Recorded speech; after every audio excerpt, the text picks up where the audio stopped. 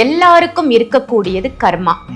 கர்மாவை வந்து கரைச்சிட்டா, அதை ஜீரோ பண்ணிட்டாக்க நம்ம இந்த உலகத்திலே இல்லை அப்படின்னு நிறைய பதிவுகள்ல நம்மளே பேசியிருக்கோம். ஸோ இந்த கர்மா நம்ம வந்து ஃபுல்லா கரைக்க முடியலன்னாலும் ஓரளவுக்கு அந்த கர்மாவை குறைப்பதற்கான வழிமுறைகள் என்னன்னு மக்களுக்காக. ஆக்சுவலி கர்மான்றது பேரே செயல் தான். அதுல நாம நல்லதை செய்கிறோமா கெட்டதை செய்கிறோமா என்பதை பொறுத்து இந்த பலன்கள் என்ன பண்ணப்படுதுன்னா மாறுகிறது.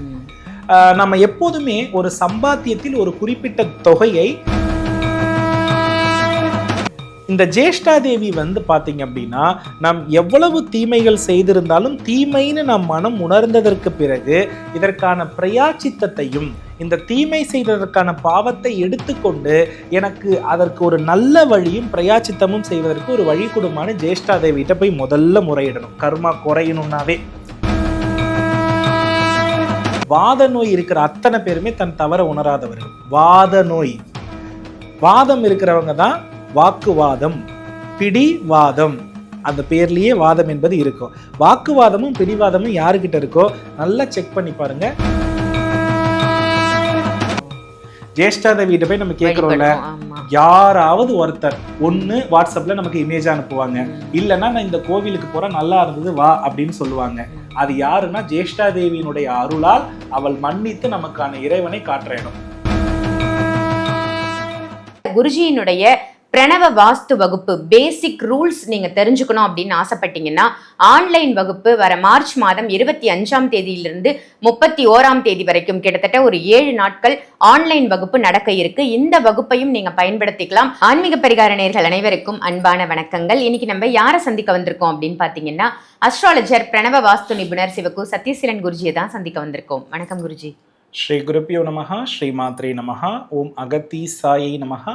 இறையடியார்கள் அனைவருக்கும் அன்பான வணக்கங்கள். வணக்கம்மா. குருஜி, இன்னைக்கான டாபிக் வந்து நிறைய விஷயங்கள் நீங்க சொல்றீங்க மக்களுக்கு. நிறைய பூஜை முறைகள் சொல்லியிருக்கீங்க, வழிபாட்டு முறைகள், எந்த ஆலயத்துக்கு போகணும், எந்த ஆலயத்துல எப்படி வழிபட்டா நமக்கு பலன் கிடைக்கும் அப்படின்ற வரைக்கும் நம்ம பார்த்திருக்கோம். இதுல வந்து எல்லாருக்கும் இருக்கக்கூடியது கர்மா.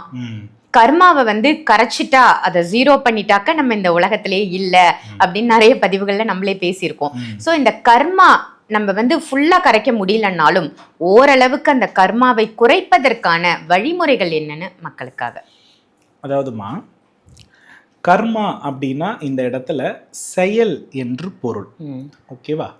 இப்போ இந்த செயல்ல நல்ல செயல்னு இருக்கிறது, தீய செயல்னு இருக்கிறது. தீய செயல் ஒரு மனிதனை சுழற்சியால் என்ன பண்ண வைக்கும்னா துன்பப்பட வைக்கும். நல்ல செயல் அவனுக்கு சுழற்சியால் நன்மை தந்து அவனை சொர்க்கத்தில் அமர வைக்கும். ஆக்சுவலி கர்மான்றது பேரே செயல் தான். அதுல நாம நல்லதை செய்கிறோமா கெட்டதை செய்கிறோமா என்பதை பொறுத்து இந்த பலன்கள் என்ன பண்ணப்படுதுன்னா மாறுகிறது. நம்ம எப்போதுமே ஒரு சம்பாத்தியத்தில் ஒரு குறிப்பிட்ட தொகையை தர்மத்திற்கென்று குறிப்பிடும் பொழுது, அதாவது அதற்கு ஒதுக்கி வைக்கும் பொழுது நமக்கு நல்ல பலன்கள் நிச்சயமாகவே நடக்கும். இதுல இந்த உலகத்துல ரொம்ப புண்ணியவான் யாரு அப்படின்னு கேட்டா யாருமே கிடையாது. சரியா? ஏன் சொல்ல வரேன்னா, தொழில் இருப்பவர்கள் அத்தனை பேருமே கர்மா உடையவர்கள் தான்.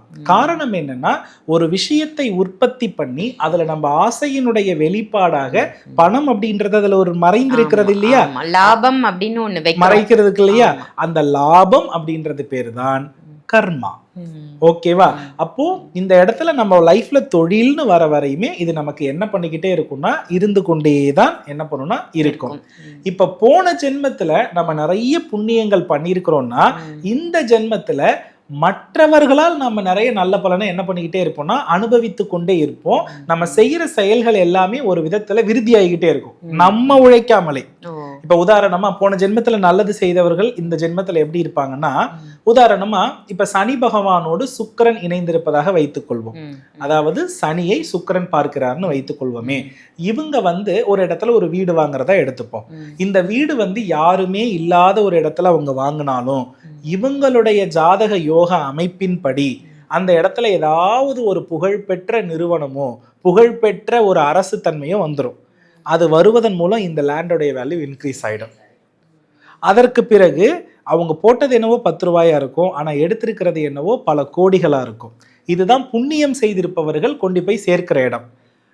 தீய கர்மா இருக்கவங்க என்ன பண்ணுவாங்கன்னா, நல்ல பிராண்டான இடத்துலயே கொண்டு போய் ஒரு தொகையை போட்டாலும் அந்த இடத்துல எது நல்லா இருந்ததோ அது அப்படியே விலகி அது வேற மாதிரி ஆகிடும்.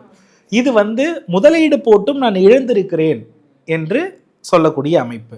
இப்போ இந்த கிரக சேர்க்கையில நம்ம பட்டியலிட்டோம் அப்படின்னா குறிப்பா செவ்வாய் கேது, செவ்வாய் சனி, சனி கேது, செவ்வாய் கேது, செவ்வாய் சனி, சனி கேது, சனி செவ்வாய், இந்த கிரக அமைப்பு இருப்பவர்கள் எல்லாருமே எவ்வளவுதான் இறைத்தாலும் ஓட்டப்பானையில் தண்ணீர் விட்ட கதை தான். இப்ப இவங்க எல்லாமே அவங்க கர்மா கரையிறதுக்குன்னு இல்லை, செய்த தவறுக்கு தர்மத்தின் வழியில் பிரயாச்சித்தம் செய்ய வேண்டும். இதுக்கு முதல்ல நமக்கு மன்னிப்பு கொடுக்கிற ஒருத்தரை பார்க்கணும். இப்ப மன்னிப்பு கொடுக்கக்கூடிய நம் பாவங்களை எடுத்துக்கொள்ளக்கூடிய ஒரு தேவதையை நம்ம கண்டுபிடிக்கணும். அந்த தேவதை தான் ஜேஷ்டா தேவி.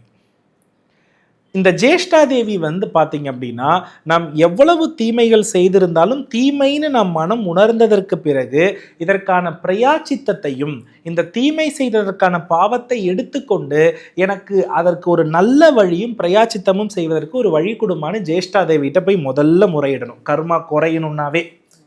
கர்மா குறையணும்னாலே மூத்த தேவி வழிபாடான ஜேஷ்டா தேவி வழிபாடு தான் நல்ல பலன் கொடுக்கும். அது எப்படி குருஜி அப்படின்னு கேட்டா, இப்ப உதாரணமா நம்ம உடம்புல சித்த மருத்துவம் இருக்கிறது. இந்த சித்த மருத்துவம் என்ன சொல்லுதுன்னா, உங்க உடம்புல இருக்கக்கூடிய நச்சுக்களை நீக்கியதற்கு பின்பு மருந்துகளை கொடுத்தால்தான் வேலை செய்யும். இதற்கு பேர் கழிவு நீக்கம், நச்சு நீக்கம் அப்படின்னு அர்த்தம். நம்ம வீடு எடுத்துக்கிட்டோம்னா நிறைய குப்பைகள் இருந்தா அங்க மூத்த தேவி வாசம் செய்யறா. அதை அப்புறப்படுத்தினதற்கு பிறகு நல்ல விஷயங்கள், நல்ல காற்று வருகிறது, அதனால் ஸ்ரீதேவி வாசம் செய்யறா.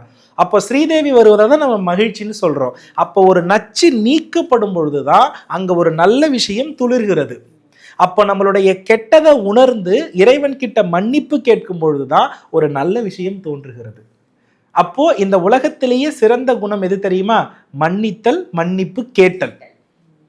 இந்த மன்னித்தலும் மன்னிப்பு கேட்டலும் மனிதர்களுக்குள்ளேவே இருக்கிறது என்றால் இவர் தாமா திருமகளுடைய அக்மார் புதல்வர்.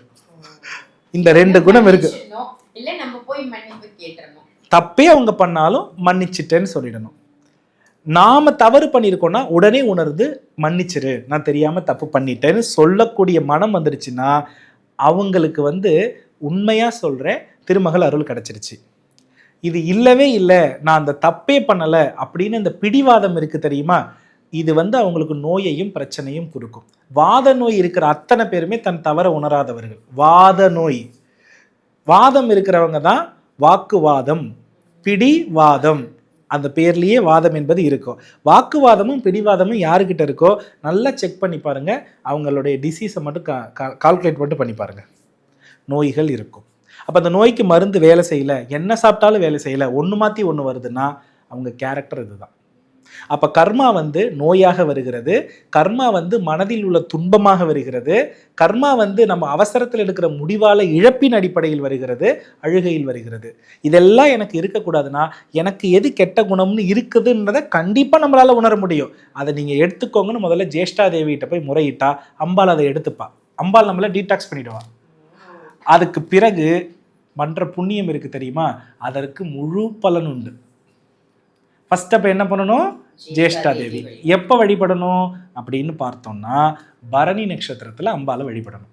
பரணி நட்சத்திரத்திலும் சனிக்கிழமையிலும் அம்பாலை வழிபட நம் கர்ம கணக்கு குறையும்.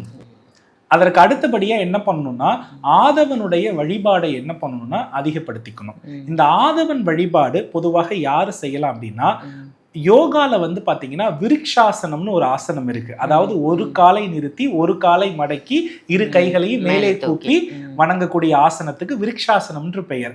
இந்த விருக்ஷாசனத்தோடு தொடர்புடைய ஆதவனை நம்ம மந்திரம் சொல்லி, சூரியனுக்கு 12 நாமங்கள் இருக்கிறது. இந்த 12 நாமங்களை சொல்லி வழிபட நிச்சயமாக நம்மளுடைய கர்மா குறையும். அதற்கு அடுத்தபடியாக ஆதவன் வழிபாடு முடிஞ்சிருச்சா, மூணாவதாக வரணும். ரொம்ப தீய கர்மா இருக்கும் பொழுது நம்ம என்ன பண்ணுவோம்னா ஐசியூ போவோம். இப்ப ஐசியூக்கு ஈக்குவலான தெய்வங்கள் யாருன்னு பார்க்கணும். ஐசியூ டாக்டர்ஸ் எல்லாமே என்ன பண்ணுவாங்க, ரொம்ப அதிகமா படிச்சிருப்பாங்க, ரொம்ப டீப்பா எப்பேற்பட்ட பிரச்சனையும் தீர்ப்பாங்க. அப்ப எப்பேற்பட்ட பிரச்சனையும் தீர்க்கக்கூடிய மகாசக்தி உள்ள கடவுளை தொழணும். அப்ப மகாசக்தி உள்ள கடவுள் யாருன்னு பார்த்தோம்னா சகஸ்ராலிங்கம். இந்த சகஸ்ராலிங்கம் அப்படின்றது இருக்கிறதுலே ரொம்ப உச்சபட்ச தோஷம் எதுன்னா பிரம்மஹத்தி தான். இந்த பிரம்மஹத்தி தோஷத்தை ராமபிரானிலிருந்து எல்லா இறைவனுக்கும் நீக்கியது இந்த சகஸ்ராலிங்க வழிபாடு தான். சோ சகஸ்ரலிங்கம் எங்க இருக்கிறதோ அவர்களை அஸ்வினி நட்சத்திரத்தில் சர்வாபிஷேகம் செய்து நம் பாவத்திற்கு விடை கேட்டால் நல்ல பலன் உண்டு. அதுக்கு அடுத்தபடியா பாவத்தை உடனே நமக்கு புரிந்து மன்னித்து நமக்கு நீக்கக்கூடிய கடவுள்ல முதன்மையானவர் என் அனுபவத்துக்கு முருகப்பெருமான். இந்த முருகப்பெருமானுக்கு நம்ம என்ன செய்யணும் அப்படின்னா கர்ப்ப கிரகத்தில் ஒளி ஊட்டணும். அது என்ன கர்ப்ப கிரகத்துல ஒளி ஊட்டணும்னா தொங்கு விளக்குகள் இருக்கு இல்லையா, அதை வாங்கி தானம் கொடுக்கலாம். காப்பர்ல வேல் செய்து தானம் கொடுக்கலாம். காப்பர்ல வேல் செய்து தானம் கொடுத்த அடுத்த கணமே நம்மளுடைய கர்மா குறைய ஆரம்பிக்கிறத கண்கூடாக பார்க்கலாம். அதை தாண்டி கோவில் இருக்குல்ல, வேலை சரியா எனக்கு அமையல, படித்த அறிவு மட்டும்தான் வச்சிருக்கேன், என்ன பண்ணிடுறீங்கன்னா ஒரு துணி மட்டும் எடுத்துக்கிறீங்க, ஒரு தொடப்பம் எடுத்துக்கிறீங்க. என்ன பார்க்க கூடாதுன்னா கௌரவமே பார்க்க கூடாது. ஆலயத்துல போய் துப்புரவு பணியில ஈடுபட்டுருங்க. ஆலயத்துல துப்புரவு பணியில ஈடுபட்டா கண்டிப்பா ஒரு வாரம் தொடர்ந்து துப்புரவு பணியில ஈடுபடுங்க. உங்களுக்கு வேலை கிடைக்கலன்னா என்ன வந்து கேளுங்க. ஏன்னா அந்த துப்புரவு பணியில ஈடுபடும் பொழுது நம் கர்வத்தால் இருந்த பாவம் அத்தனையும் அங்க என்ன பண்ணுதுன்னா விலகுது. அதுதான் மடிப்பிச்சையில இருக்கிற ரகசியமே. அப்போ இந்த ஆலயத்தை தூய்மைப்படுத்தி நம்மால் முடிந்த சேவையை செய்யும் பொழுது நம் கர்மா நமக்கு நிச்சயமாக என்ன பண்ணும்னா குறையும். அதுக்கு அடுத்தபடியா மிக முக்கியமான விஷயம் என்னன்னா, நம் அழுக்குகளை சாப்பிடக்கூடிய ஜீவராசிகளுக்கு, கர்மா அழுக்குகளை சாப்பிடக்கூடிய ஜீவராசிகளுக்கு உணவளிக்கணும். அதுல முதன்மையான 3 ஜீவராசிகள் இருக்கிறது. ஒன்று குரங்கு, மற்றொன்று யானை, அடுத்து மீன்கள். இது 3 தான் ஆதியில் தோன்றிய ஜீவராசிகள். அதனால குரங்கு, யானை, மீன்களுக்கு யார் ஒருவர் அதிகம் உணவளிக்கிறாரோ அவர் கர்மாவிலிருந்து விடுதலையாகிறார். மீன்கள் அழுக்கை உண்டுதான் வாழும். அப்ப என்னன்னா கர்மா என்பது ஒரு விதமான அழுக்கு. அதுக்கு நம்ம உணவளிக்க நம் கர்ம கணக்கு குறையும். அதாவது குறிப்பா தீய கர்ம கணக்கு. இப்ப நான் சொல்லிட்டு இருக்கிறதெல்லாம் புண்ணிய கணக்கு, தீய கணக்குகள் எல்லாமே என்ன பண்ணும்னா குறையும். இதை ஃபாலோ பண்ணும்பொழுது அட்டகாசமான பலன்கள் ஏற்படும். இதற்கு பிறகுதான் நீங்க என்ன பண்ணணும்னா மந்திரம் ஜபிக்கிறதுல இருந்து அத்தனையும் செய்யணும். கடுமையான கர்மா தன் உடல், அதாவது நம் சுகத்துக்காக தான் ஒரு தப்பை பண்ணியிருப்போம், அதை உடல் வலிக்க திரும்ப செய்யும் போதுதான் அது குறையும். அடுத்த மிக முக்கியமான ஒரு விஷயம் சொல்றேன். இந்த உலகத்திலேயே சிறந்த ஒரு கர்மா குறைக்கிற பரிகாரம், தானாக அடுப்பில் நின்று தானாக வியர்க்க விறுவிறுக்க சமைத்து அது உணவளித்தா கண்டிப்பா உங்க கர்மா குறைஞ்சிடும். எப்பேற்பட்ட நபரா இருந்தாலும் அன்னதானம் மாதிரி மத்தவங்களுக்கு கொடுத்துடணும். ஹோட்டல்ல புக் பண்ணப்படாது. அதாவது நமக்கு 5 பேரால சமைக்க முடியும்னா நீங்க நல்லா கவனிச்சு பாருங்களேன். ஒரு குறிப்பிட்ட காலகட்டத்துல கஷ்டப்பட்டு ஒரு காலகட்டத்துல டக்குன்னு ஒரு பீக்ல போன அத்தனை பேருமே சமைச்சு சமைச்சு சமைச்சு சமைச்சு மத்தவங்களுக்கு போட்டவங்களா தான் இருப்பாங்க. என் அனுபவத்துல நான் பார்த்திருக்கேன். தன் கையால் சமைச்சு போட்டு மத்தவங்க பசிய ஆத்தக்கூடிய அந்த குணம் இருக்கு இல்லையா, ஒரு நாள் இல்ல ஒரு நாள் அவங்க மிகப்பெரிய இடத்தை பிடிச்சிருவாங்க. ஆனா போட்டதை சொல்லி காட்டப்படாது, நான் இத்தனை பேருக்கு பண்ணிட்டேன்னு சொல்லப்படாது. அது ஒரு குணமாக வைத்திருப்பவள் ஒரு நாள் இல்ல ஒரு நாள் கோடீஸ்வரியா ஆகிடுவாங்க. ஆணுக்கும் இது பொருந்தும், பெண்ணுக்கும் இது பொருந்தும். அதனால தன் கையால் சமைத்து யார் உணவு கொடுக்குறாங்களோ அவங்களுக்கு கர்மா குறைந்து விடும். அதே போல நோயால் வாடுபவர்கள், ஊனமுற்றவர்கள், அதே போல பாத்தீங்கன்னா சின்ன சின்ன குழந்தைகள், இவங்களுடைய உணவு தேவைகளை பூர்த்தி பண்ணா கர்மா குறைந்து விடும். இதை மட்டும் ஃபாலோ பண்ணி பாருங்க. இது எல்லாம் உங்க வாழ்க்கையில ஒரு பெரிய மாற்றத்தை தந்து, ஜேஷ்டா தேவியினுடைய அருளால இதெல்லாம் செய்யற ஒரு வாய்ப்பை தந்து, அதுக்கு பிறகு அம்பாள் ஒரு கோவில் சொல்வா. ஜேஷ்டா தேவியை வழிபட்டதுக்கு பிறகு யாராவது ஒருத்தவங்க நம்மள ஒரு கோவிலுக்கு கூப்பிடுவாங்கம்மா, அதுதான் நம்ம விதி மாற்று திருத்தலம். இது அதிசயம். ஜேஷ்டா தேவிகிட்ட போய் நம்ம கேட்கிறோம்ல, யாராவது ஒருத்தர் ஒண்ணு வாட்ஸ்அப்ல நமக்கு இமேஜ் அனுப்புவாங்க, இல்லைன்னா நான் இந்த கோவிலுக்கு போறேன் நல்லா இருந்தது வா அப்படின்னு சொல்லுவாங்க. அது யாருன்னா ஜேஷ்டா தேவியினுடைய அருளால் அவள் மன்னித்து நமக்கான இறைவனை காட்டுற இடம். அந்த கோவிலுக்கு போயிட்டோம்னா எல்லாம் சரியா போயிடும். அவ்வளவுதான் ரகசியம். சூப்பர் குருஜி, ரொம்ப அற்புதமா சொன்னீங்க. ஏன்னா கர்மாவால, இந்த கர்ம வினையால உழண்டுட்டு இருக்கிறவங்க ஏராளம் அப்படின்னு தான் சொல்லணும். நிச்சயமா எல்லாருக்குமே கர்மா இருக்கு, தொழில் செய்யறவங்களுக்கு இருக்குன்னு நீங்க சொல்லிட்டீங்க. அதை தவிர்த்து அத்துணை ஜீவராசிகளுக்கும் வந்து கர்மான்றது இருக்கதான் இருக்கு.